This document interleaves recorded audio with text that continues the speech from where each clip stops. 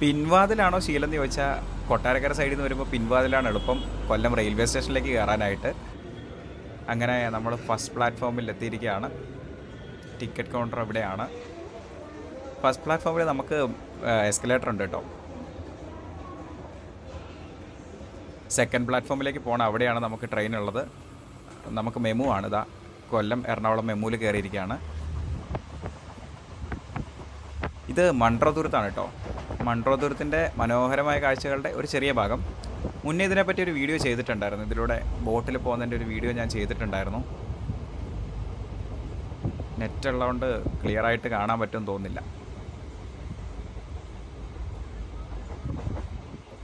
നല്ല വെയിലാണ്, നല്ല ചൂട് കാറ്റാണ് അടിക്കുന്നത്. അങ്ങനെ നമ്മൾ ചങ്ങനാശ്ശേരി എത്തിയിട്ടുണ്ട്.